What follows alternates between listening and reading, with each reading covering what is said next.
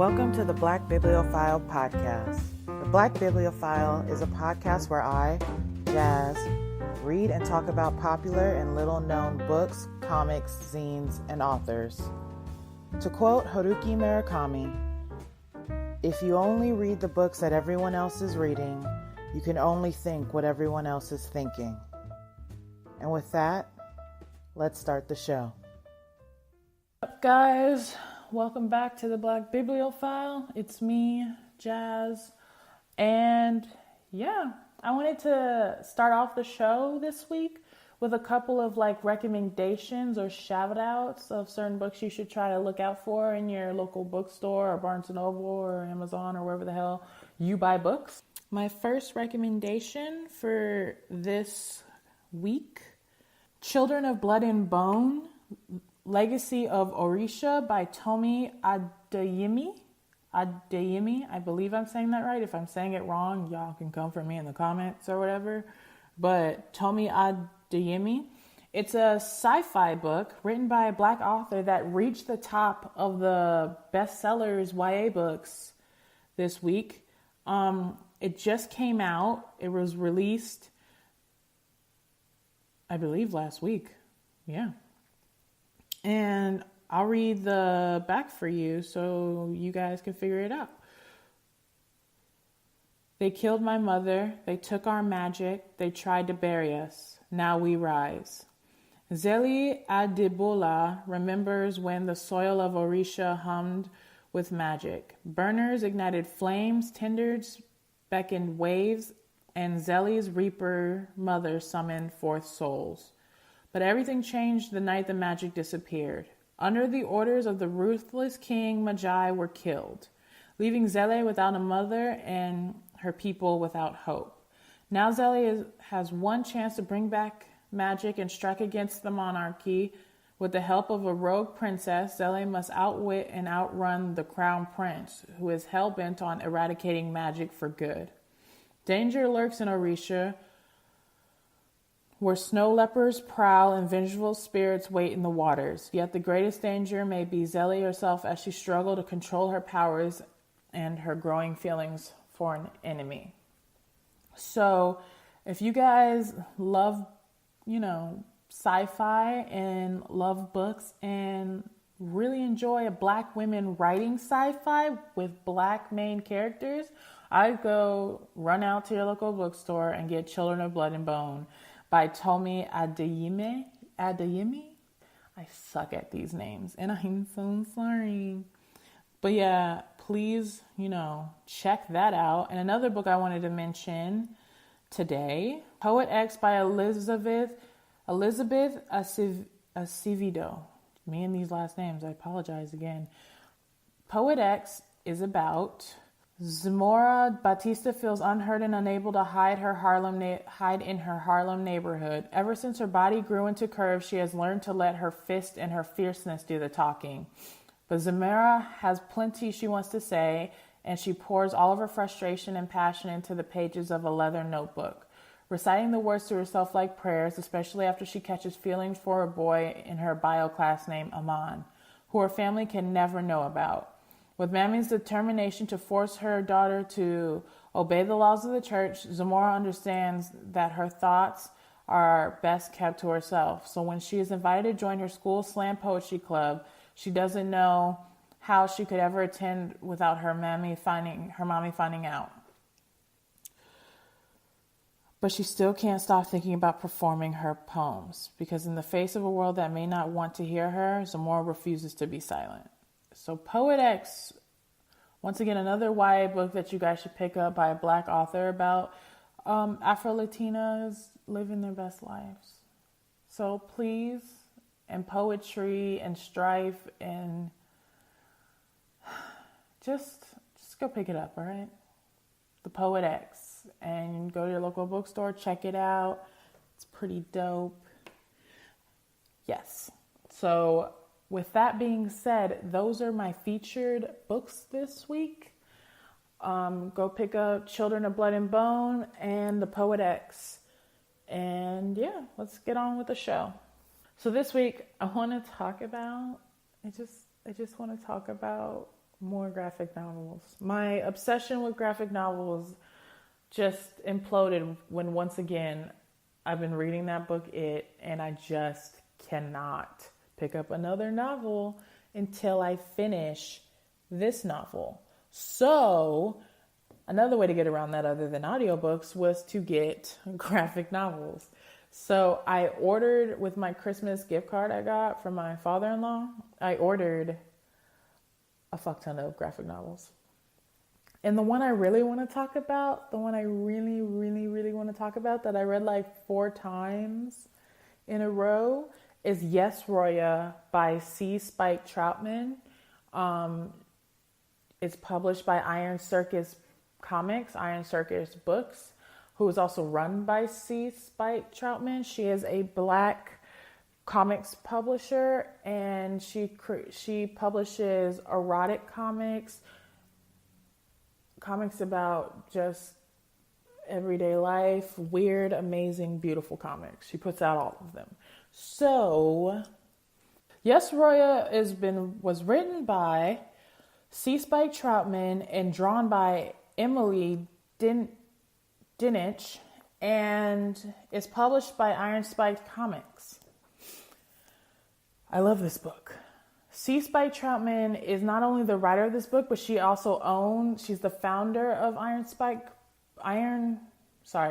Circus Books, and she is also like the editor-in-chief there. So her publishing house, which is like one of the biggest independent publishers in Chicago, she is a Black queer woman, by the way.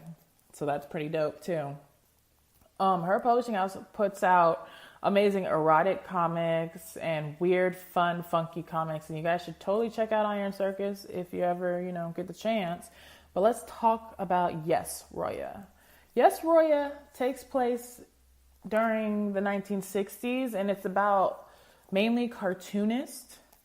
And it stars Wiley.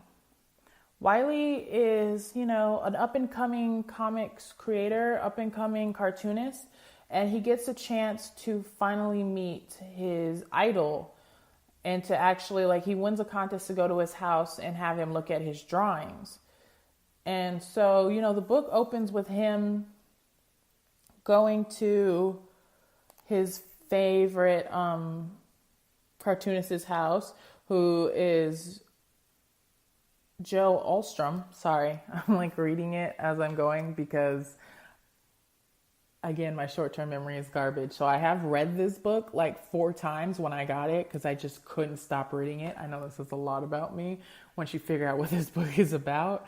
But this book is an adults-only erotic book, but it isn't just that, if that makes sense. So he meets Joe, he goes to Joe's house, and Joe's like, yeah, go in the living room, chill or whatever's set up. I'll be done. Let me just go wash my hands and whatever. So Wiley's in there setting his stuff up, and it's like, yeah, I'm so nervous. This is a super nice house. Oh my God, oh my God, oh my God. And so he just starts to, look at the pictures on the wall, chill and relax or whatever. And then he stumbles upon Joe's studio where he makes his comics, and he starts touching all the art and checking out all the things he's been working on, and he finds a BDSM picture and freaks out because he's wet behind the ears and all that nonsense. And Joe's partner walks in, Roya, and she's like, could you put that down? That's put it down. And then Joe freaks out even more, drops everything, knocks stuff over, the basic clumsiness. So after meeting Joe and Roya, he goes back to his place and he stole that little BDSM piece and, he masturbates to it. And, the book kind of goes and goes. So, I'm not going to walk you through the whole book, but Wiley goes and runs into Joe again. And then he starts a relationship with Joe and Roya. And it's really interesting because it's not just it's an erotic comic, but it's not just about the sex. This book focuses a lot on their relationships and their careers, and the characters genuinely care about one another, which is interesting and care about their boundaries, and like the way their relationship is set up is like BDSM. So Roya is in charge of both Joe and Wiley, but it's not in a way where she demeans them or makes them feel less than or any of that. It's like a true partnership, except we know who's in charge. You know what I mean? So I enjoyed the book, and I enjoy how in-depth the characters were, how beautiful the art by Emily was. The writing that Spike did was amazing. And if you want to pick this up, I got mine on Amazon because like not a lot of comic book shops carry this book.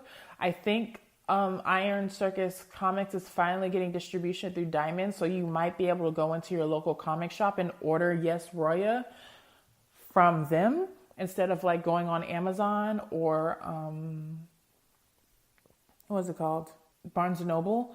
But I don't think you can order it. I mean, I think Iron Circus has distribution through Simon & Schuster, which also distributes books through Barnes & Noble. So I feel like if you wanted to, you can order it at Barnes & Noble. But I got mine through Amazon because figuring out the distribution channels is really hard, especially with comics, because Diamond is the only distributor. They have the monopoly on comics distribution in America and like Europe and everywhere. It's literally a monopoly. So if certain comics creators or indie publishers don't get chosen to be published through them, it's harder to get your hands on their books. So you either need to go directly to Iron Circus Comics website and order just directly through them, or you have to go via Amazon, or like your local bookstore probably has distribution with Simon & Schuster, so you might be able to get it through there. Sorry about this long drawn out thing about distribution, but when it comes to comics and especially indie books like Yes Roya, knowing the system actually helps when you're trying to order a book. And if you want to order locally and support a local business instead of just giving all your money to Amazon or to fucking Bezos, who's just like making did you hear he was making $230 million a minute this last week? I just cannot. That's ridiculous. So if you want to support a local business, I think you can go to a local bookstore and order Yes Roya. But I also think they might have Diamond distribution now, so you might be able to ask your comic shop. If you really want to read an amazing book, I do suggest you read Yes Roya. The art is gorgeous. The story is amazing.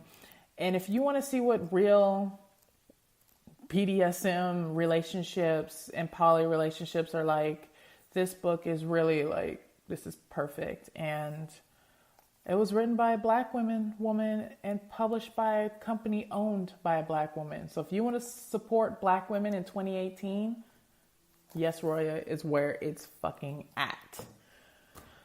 And yeah, let's take a break.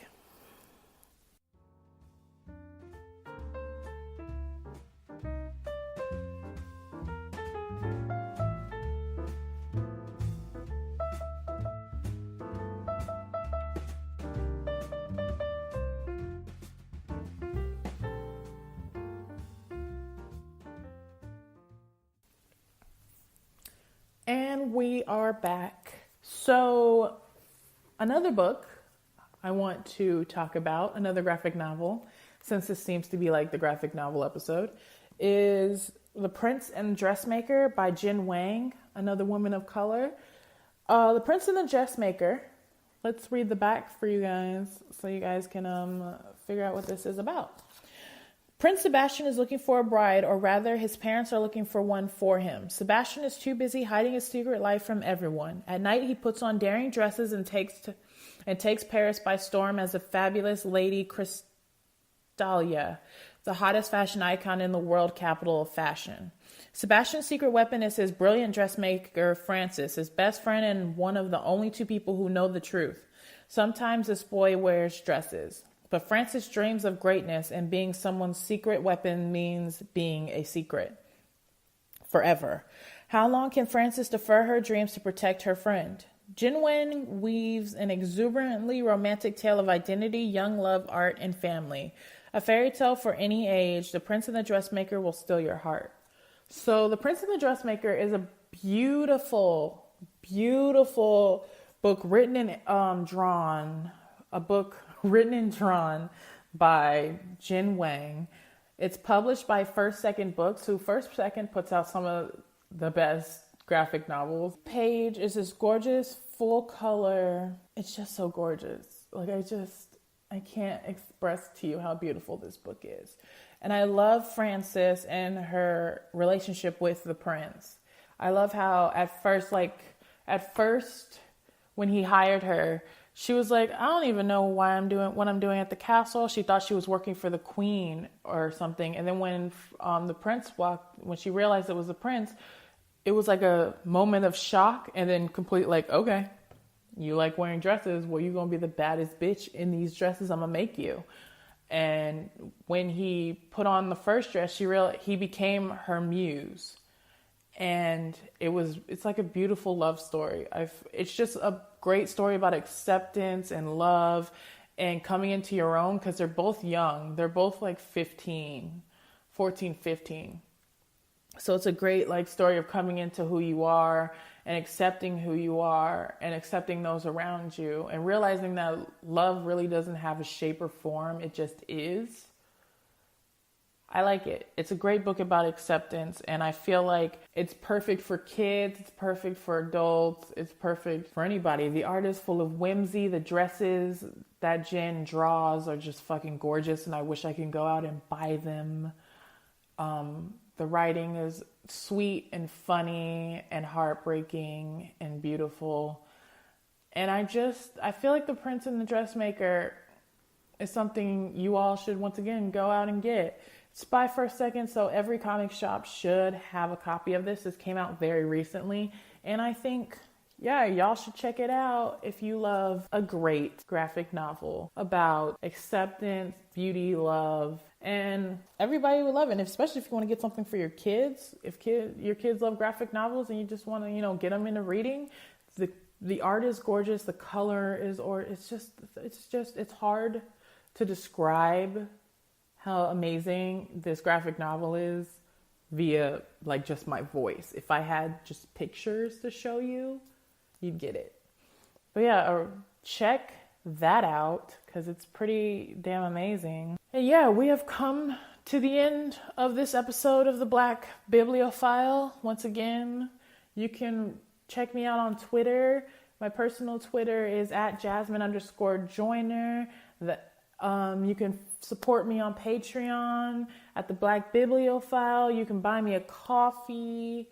All this information will be down in the show notes if you want to support me. Next week, I'll probably be just rambling off some more books that I've been reading since I've been gone. The show will return to a nice format in the future. But right now, you just got to bear with me and, just listen to me talk about books. That's what this is about, isn't it? Anyways, I'll talk to you guys next week. Thank you for listening. Bye.